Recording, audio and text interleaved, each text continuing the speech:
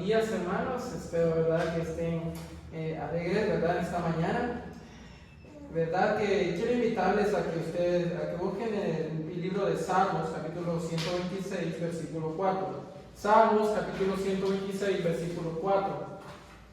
Y dice así: haz volver nuestra cautividad, oh Jehová, como los arroyos de Negev. Y pues esta historia, verdad, es muy interesante, sobre todo cuando se trata de la cautividad, de lo más importante.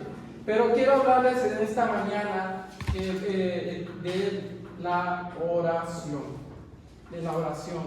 Este mensaje ha tocado mi vida y, verdad, quiero invitarles a ustedes, hermanos, a que mediten, verdad, sobre todo en cuanto a la oración de este mensaje de esta mañana. Pues la historia, verdad, a lo que trato de decir, la historia en Salmo capítulo 126, versículo 4, al volver nuestra cautividad. Este salmista está mencionando de que la necesidad que tenían de poder salir de cuando el pueblo de Israel fue cautivo en Babilonia por 70 años. Y en ese salmista menciona: por favor, Señor, haz volver nuestra cautividad. Dios quiere que usted ore. Traigo dos preguntas acerca de la oración. ¿Por qué debemos orar? La oración del justo puede mucho. En Santiago capítulo 5, versículo 16, Santiago capítulo 5, versículo 16, y dice así: confesad vuestras ofensas unos a otros y orad unos por otros, para que seáis sanados. La oración eficaz del justo puede mucho. Para tener una oración eficaz, hermanos, lo que necesitamos nosotros siempre, hermanos, es confesar vuestras ofensas.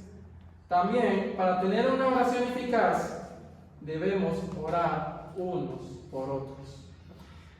La oración del justo puede mucho, y eso me viene la historia a mí, me recuerda la historia de que cuando Pedro fue encarcelado, la iglesia, los hermanos estaban orando para que Pedro pudiera salir. Y vemos más adelante que al final Dios saca a Pedro de la cárcel. Vemos también ¿por qué debemos orar? Para que no entremos también en tentación. En Mateo capítulo 26, versículo 41. Mateo capítulo 26, versículo 41.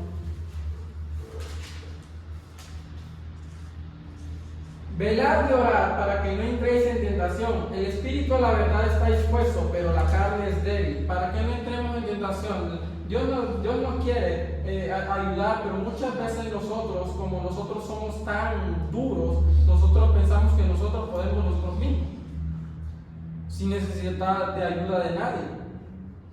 Dios nos quiere dar esa fuerza, ese poder de poder soportar las pruebas y para que no entremos en tentación. También tengo la siguiente pregunta, dice: ¿cuándo debemos orar? ¿Cuándo debemos orar? En tiempos de peligro.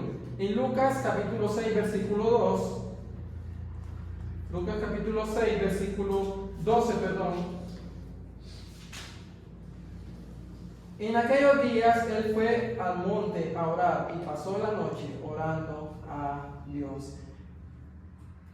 Vemos también que en tiempos de peligro, vemos que la necesidad que tenemos de buscar a Dios, porque en cada día vemos, hermanos, que muchos de los cristianos, hasta incluso los países, ciertos países, ya el evangelio ya no se está dando.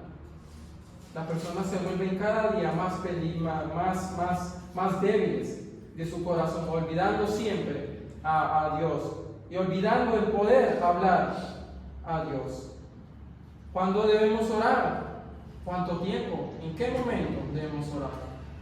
Tarde, mañana y mediodía. En Salmo capítulo 55, versículo 17.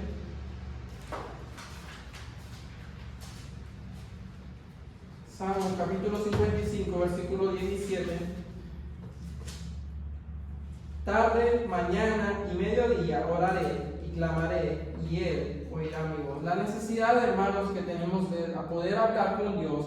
Muchas veces nosotros, ¿verdad? Cuando recordando que estando chiquitos, hermanos, veíamos un confite y teníamos la necesidad de llamar la atención y decirle, mami, yo quiero ese confite.